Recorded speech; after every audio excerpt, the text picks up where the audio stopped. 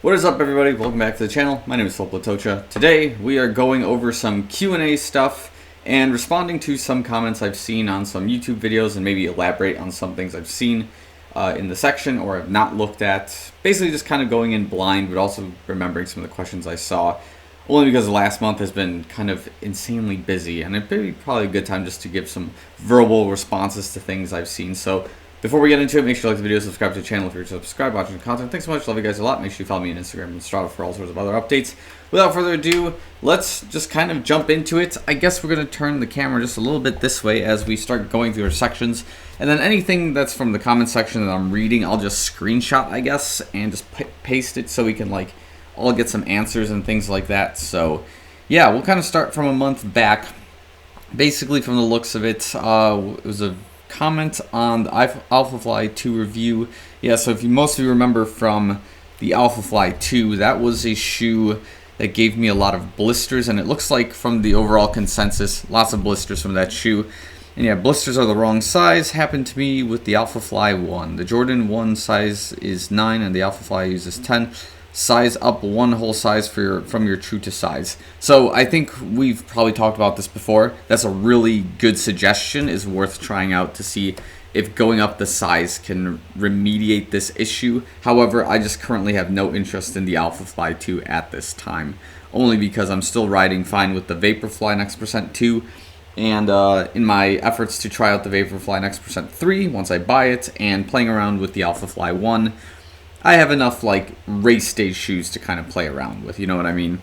So we were talking about it, the Better Daily Trainer, Vomero versus Zoomfly 5. Yeah, that's kind of been the big theme. It's just kind of my offboarding of the Zoomfly 5 from the channel for now. But yeah, looks like the comment is from Andre comparing Vomero and Streakfly. No, I'm guessing that means you're asking if I'm going to compare the Vomero and the Streakfly. The Streakfly may have been on my list. I've seen that really wicked color scheme that looked like a papaya fruit for it. It was like that pink, orange, gold color scheme. And it could be an interesting shoe to review overall. My only concern with it is that it's definitely a short distance shoe, and it might not even really have a niche as a race day shoe because I don't think it has a carbon plate.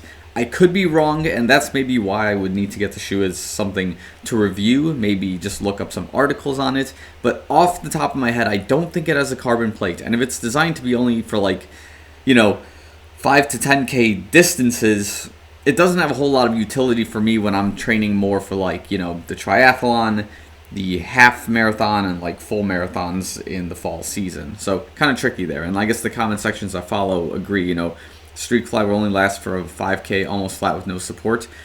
There are advantages and disadvantages to having a flat, no support shoe. It just depends what you're trying to do with it, right?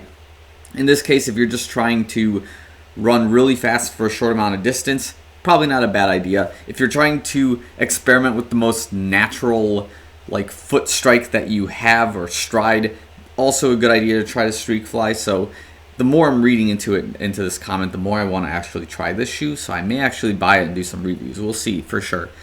So anyways, moving on. Other comments we've got. So we've got another one comparing the Alphafly and the Vaporfly Next% 2. So someone says, it's Valley Boy Legend, says, I ran a half marathon in Alphaflies and shadowed my personal best by over 10 minutes. Nice, congrats, man. I prefer them for longer runs and use the Vaporfly for track and short road races. Interesting, I can see the point for that. And then my Alphaflies have done 300 miles and still going strong, lots of bounce, still great shoe. Nice. Okay, so yeah, first of all, congratulations on the PB. 10 minutes is huge, no matter what the distance or time is. And yeah, I can see the case for having an Alphafly for a distance run because of how much spring foam and rebound it has, and then having the Vaporfly as more of your stiff but really aggressive speed shoe. Totally get it. I had that philosophy with the shoes for a while. Might even be still kind of getting back into it, but yeah, totally agree. All right, this is our comments between my 2023 racing shoes. Is the Vaporfly Next% 2 versus Alphafly 2. So despite the extra weight and blisters, I think Alphafly 2 does run faster than the Alphafly, but I'm still sticking to Vaporfly 2 for all race days. Neither Alphafly can come close to comfort, feeling, or performance when they're on my feet anyways. Neither Alphafly. Hopefully he's not confusing shoes here. He's saying, I think Alphafly 2 does run faster than Alphafly, but I'll be sticking to the Vaporfly 2 for all race days. Oh, I see. Okay, yeah, I just can't read. That's okay. So this is more my philosophy now, where it's like the Alphafly is kind of a niche shoe overall, and like if you use it for the marathon, great. That means you like it. But I think the Vaporfly 2 just overall is so much of a better race day shoe, just because again, you don't have as much like instability in the shoe. You have the carbon plate. The shoe's just built like a missile. I think running in the Vaporfly 2 for like every single race that you're in, minus like a track spike race, is probably a really like overall pretty smart decision. Now, if you like the Alphafly or the Alphafly 2 for whatever reason, or you feel faster on the shoe, by all means go for it. But I'm in the camp of Vaporfly or Vaporfly 2 for your race day kind of endeavors.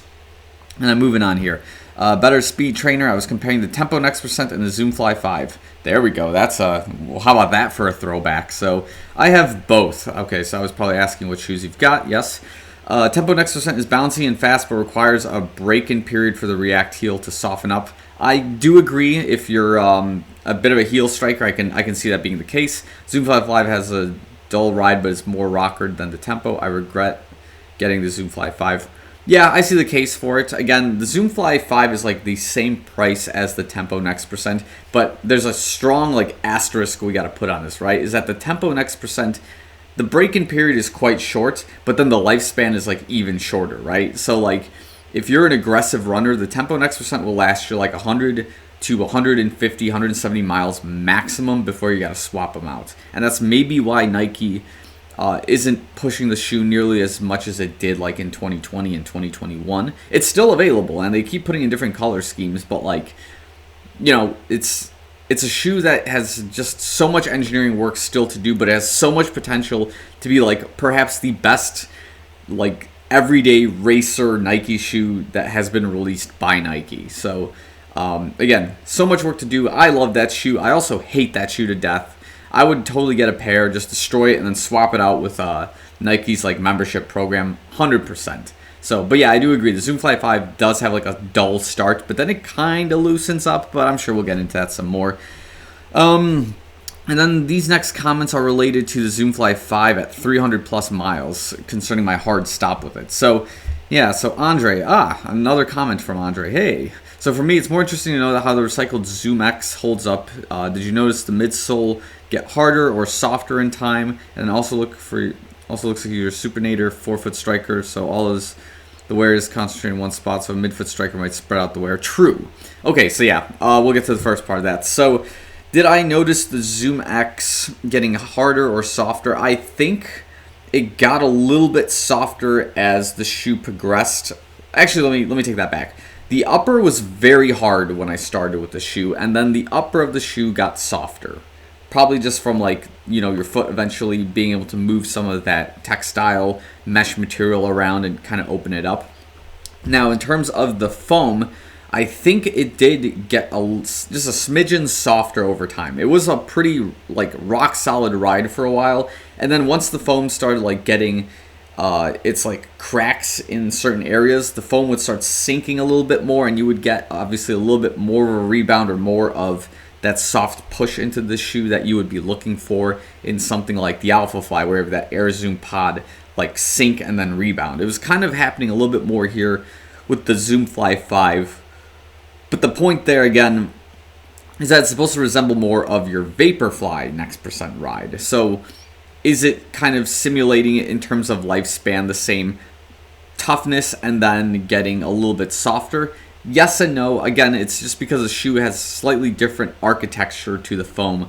I think it stays harder for a longer period of time and then gets softer, I think, much quicker, and then just kind of diminishes and becomes more of a burden to run into later. But that's kind of my take on it. And then, yeah, I think we've addressed the issue with the supination 4-foot striker. Only my right foot seems to have like a slight supination and then 4-foot. And then my left foot wear is like pretty good. So I actually have the Zoomfly 5s here. So like you can kind of see it.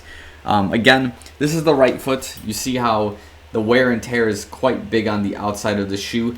And then on my left foot, which is supinates just a smidgen as well, like the wear is not as bad. Again, the pattern of wear is still over on this area. So I do probably agree that if we were looking at 300 miles as like our, I would say, overall consensus, yes, I do supinate while I'm running. And that could be like an ankle thing. That could be, you know, there could be some tendon things that I can start working out and cleaning up from like weight training and things like that. But yeah, no, it's definitely noticeable. So yeah, it's just something we're kind of working on.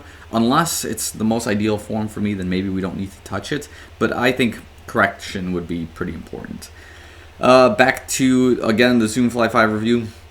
They're asking what ZoomX. There's barely any there, and I guess I kind of agree. There is still like a nice chunk and stack of it, but we've seen shoes with a little bit more, so you would get some more cushion. But it is also the architecture with that carbon plate that can make the shoe feel stiff and, in a way, make you feel like you don't have enough ZoomX in the foot overall. Here we go. We got one from Clifton. He says, curious. You said the Pegasus 37 was the highest mileage shoe you've used from Nike. Yes, that is true. The Infinity Reacts are incredibly durable, though. All my pairs of Epic and Infinity Reacts have lasted at least 600 miles, and the one I'm currently using is nearly 600 miles. What has your experience been with their durability? Hey, good question. So, the Infinity React Run Flyknit. 1, 2, and 3. Those are, I believe, the shoes that we're talking about here. I have the React Infinity ones, and I've used them for up to 300 plus miles to my last recollection, and the only reason I would have stopped using the shoes is if I cycled them out with other shoes in my lineup, or if the outsole rubber of the shoes was just no longer grabbing into the ground and I was just not getting the right rebound that I was looking from it. But overall, I think just what would happen is the rubber would have just like become no longer grippy enough to be used, or it would have been cycled out. But again, because of what I do on this YouTube channel, I don't usually sit on one shoe for like more than 3 to 6 months, unless there's special cases like a race day shoe or something like that. But again, I would say in this particular case, like I've not reached the React Infinity Run Flyknit to the point where I've retired the shoe because of no more, I would say, outsole material or React, I guess, foam fatigue. Those would be the terminologies I would use. But yeah, if you're using the shoe for 600 plus miles, like I'm not actually surprised at all. I would actually expect you to be able to push it 600 plus miles if you're like using it for your easy recovery day runs. So hey Clifton, good for you, bud. I would say in my experience, like they're a very durable shoe. I would definitely recommend them as like your first easy recovery day shoe if you have an option. You just have to get over the aesthetics of the shoe. But yeah, the shoe is like built to be, you know, a cushion while you're running essentially. Let's see. Back to our Alpha Fly 2 review. La Sleazy says, bro, just wear different socks. I'm a cross-country runner with like some normal ass socks and it's cool. I like that comment. I like the way it's phrased. So, yeah, he's thinking it's just use different socks. I've tried different socks, man. Like, again, I think the issue here is that we're dealing with a shoe sizing issue and also just a textile issue. So, if you're having a good time with it, like, congratulations. But, I mean, I was not having a good time with mine overall. And just to the point where, like, if I have blisters on my little toes while I'm running, I get really uncomfortable and it is what it is, man. You're just kind of like done with the shoe. You don't look back at it unless it's a special case like the Tempo Next Percent. So, yeah, I appreciate the suggestion. Thanks, but no thanks. Let's see. We have Nike Vaporfly Next Percent 2 review from Adam Blazovic. Or, yeah, I guess that's how it's spelled. Cool. Do you have a pair for easy runs? Do they hold up better? I use a Nike Downshifter for easy runs, or in the outsole still looks brand new after 480 kilometers. I don't if this is just because I run easy or this is just because they're extra durable. The Nike Downshifter. I'll put it on my list for shoes to try out. I've heard good things, and I've just never sat down and gave them a spin. But I do sometimes use a pair of Nike Next Percent 2s just for, like, my easy runs. Just, you know, because if you have the shoe, like, why not just use it? Is kind of, like, also one of the philosophies. But then you also have the philosophy of, let's have a really comfortable shoe for the easy days, and then let's have like that hard, stiff race shoe for your race days and your fast days. But I've mentioned this several times before. In like 2019, I spent like over 8 months in a Vaporfly Next Percent or a Zoom Fly Flyknit, I believe it was, just for daily training when I had like a broken foot, and like the carbon plate helped stabilize. So I was just training in the carbon plate. I'm like, if it works, don't, change it. And yeah, it was a lot of fun. It's just kind of an expensive way to train if you have like bills and things like that. But yeah, Nike Downshifter, I'll give it a spin for sure. What else we got? Somebody's asking about, let's see, Adnan asks, did you experience heel slippage in these? And that's related to the Invincible Run 3. So we're just kind of catching up now here. I tried them at the store and I was rather bothered with it. Should I go a half size down? Or a runner's knot would fix the issue? Yeah, I think we've addressed this before, maybe in one of my other videos. There is some kind of slight heel slippage at the very beginning with this shoe, right? And it kind of resolves itself later on, but then using like a runner's knot or something like that creates a different issue where you do kind of cut off blood supply and circulation to the shoe just because of the way the tongue is built out. So you have to kind of play around with a little bit more than just the runner's knot. Maybe you have to tighten a little bit closer to like, the toe box area where you pull those laces in a little bit more. Maybe you try, not maybe a runner's knot, but try to have like a thicker sock. There are solutions to this, but yeah, there is some kind of heel slippage that's very, I guess, it's subtle, but it's minuscule, and I've seen it go away after time. So that was just my take on it overall with what I was witnessing there. So yeah, hopefully you fixed it since then. It's been 3 weeks ago since you asked, so good luck, bud. Let's see what we got. Yeah, and then we got a comment there. Oh, nice follow-up. So I've done 5-6 runs of these, and I feel like the heel is so wide that any unstable ground has me landing at an angle. I agree. That I've experienced with the Invincible Run 3. So unless you're on a flat sidewalk, I'd pass. I'd run on abandoned roads with a slight angle, and it drives me crazy. Yeah, that's like basically the lakefront path in Chicago. Heel lockdown is just lacking too. Runner's knot and everything gets lots of circulation blockage if I tighten. Yep, fully agree. Thanks, Jordan Gibb. That's basically where I think the majority of us are at. I'll give you a thumbs up on this comment. Makes sense. Let's see. Another one for the Vaporfly Next% 2. Love those long-term reviews. Hey, thanks, Manny. Good to see you again. How many miles did you have on the last pair when you raced Chicago? Seems most are worried after 100 miles, but it seems a bit early to relegate shoes to training. Okay, so the Vaporfly Next% 2 that I used for Chicago, I must have had at least 50 to 75 miles on it before I ran Chicago. And that was like a perfect spot for it because the shoe didn't feel worn in any sort of way. I didn't like break any toenails, didn't get any blisters, anything like that. So I would say 50 to 75 was like right about where I had it. I think 100 is like a good place to cap the mileage before you should like ease off them and keep them for like race day. And then after that, you start using it till race day until like 200 miles, maybe 220, 225. See how the shoe looks, judge it by your stride. And then if you hit 250 miles, then I would like kind of delegate the rest of it for training. That's just been my historical approach to it, but everyone's got their own way to do it. Some people can race on it since day one and race for 600 miles. Again, this is just my take, so I appreciate the question. Cool stuff. Thank you. Let's see. Any other stuff we got here? Another one for the Invincible Run 3. I was waiting for the Invincible 3, and when they finally came out, people were complaining that the stiffening plate that they put in ruins the whole Nike experience of the Invincible 1-2. So I decided to buy Invincible 2 instead. Is it true that the Invincible 1-2 feel more bouncy than version 3? Okay, so I've never tried Invincible 2. I hear a lot of people like the version 2 a lot, and it's basically a more stable version of version 3, so maybe I'll give version 2 a try if people are interested in that and would rather not buy the Invincible 3. To each their own, we'll kind of see. But yeah, the stiffening plates, I guess I see a response here saying that there's no plate in it. Correct, there's no carbon plate as far as I'm aware in the Invincible Run 3. The stiffening plate is that heel cup that's in the back of the shoe, right? So it's like that's the piece that would be like back here. I'm just using the Zoom Fly 5 as an example, but it's back here, and that's that red cup that's there on the red and white marble column shoe. So I had the version 1, and I remember that one being fairly bouncy and kind of as unstable as the version 3, but then again, I had that shoe while I was in Florida, and I was like running on flat sand, so sand kind of has like a slightly different texture while you're running on it. But yeah, no, I enjoyed the Invincible 1. It was just kind of a busy shoe. It didn't fit my lineup, so I just ended up returning it. And then version 3, I've just kept it to this point, and I'm going to try to run it into 300 plus miles. We'll just kind of see how that goes. So yeah, that's kind of where we're at with it.